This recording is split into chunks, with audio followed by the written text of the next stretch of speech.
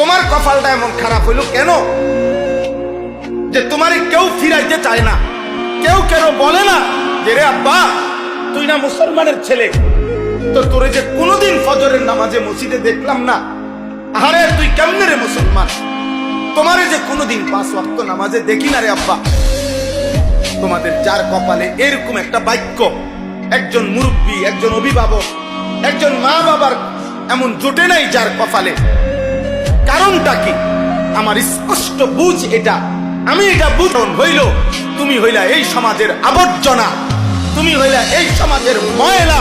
এই জন্য আবর্জনা কেউ ধরতে চায় না, আবর্জনা কেউ কাছে টানতে চায় না, আবর্জনা সবাই চায় ডাস্টবিনেই পড়ে থাকে।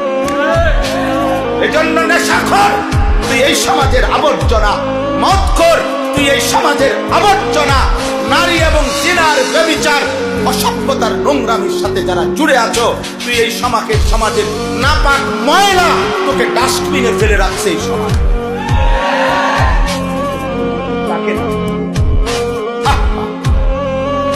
আপন মা কেমনে ভুলে যায় না, আপন বাবা কেমনে ভুলে যায়?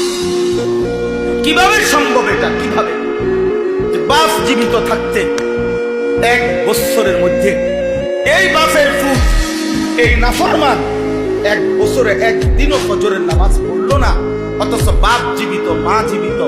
কিভাবে সম্ভব? কারণ একটাই, তোর বাপও তোকে মনে করে এটা আমার সংসারের আবর্জনা, মাও মনে করে এটা আমার সংসারের আবর্জনা। না পাক, এটা ময়লা, এটা দুর্গন্ধ। যতটা দ্রুত দিন গনে বাপ কোন দিন বাঁচতে পারবে, একটা কামে লাগিয়ে যা, পিছা দিয়া ফির যাইল বাচ্চা গুন্ডা পেশাব পায়খানা করে, পাইলে বাপের কিছু দিস, না পাইলে তুই চল বাদ।